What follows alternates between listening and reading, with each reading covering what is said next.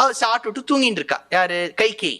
அப்போ உத்திஷ்ட மூடே, எழுப்பும் போதே எப்படி எழுப்புறா பாருங்க ராமாயணத்துல. முட்டாள் எழுந்துக்கோ.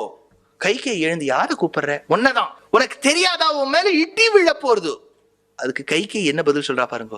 எனக்கு என்னடி பயம், என் பிள்ளை ராமன் இருக்கும் போது அப்படின்னுட்டா.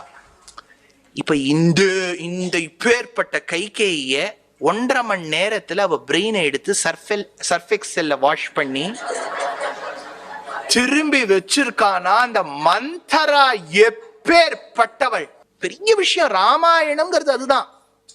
சரி, இப்ப என்ன எடுத்து கைகேயை பார்த்து சொல்றா, முட்டாள் முட்டாள், ஓம் பிள்ளை பரதனுக்கு நான் சொன்னேன், கௌசல்யா பிள்ளை ராமனுக்கு பட்டாபிஷேகம். ராமேவா பரதேவா விசேஷம் நோபலக்ஷயே.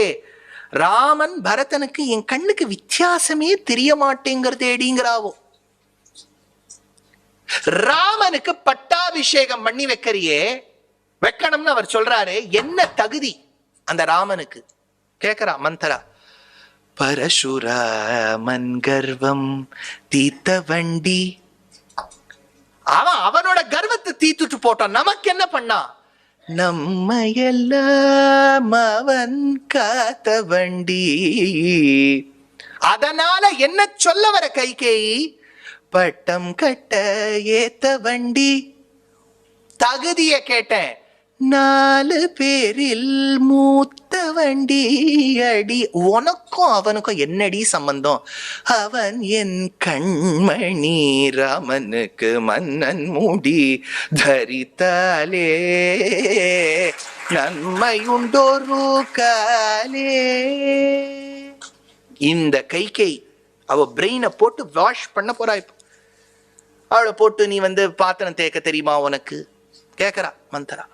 எதுக்கு? வை நம்மாத்துக்கு தான் வராளே.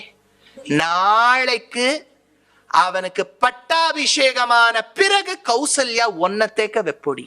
அதுக்கு அவ சொல்றா, ஏன் அப்படி பண்ணுவ கௌசல்யானா, இத்தனை நாள் உன் மீது காதல் கொண்டு தசரதன் அவளை திரஸ்காரம் பண்ணிவிட்டான். மந்தரா சொல்றா பாருங்க சைக்காலஜி எப்படி யூஸ் பண்றா.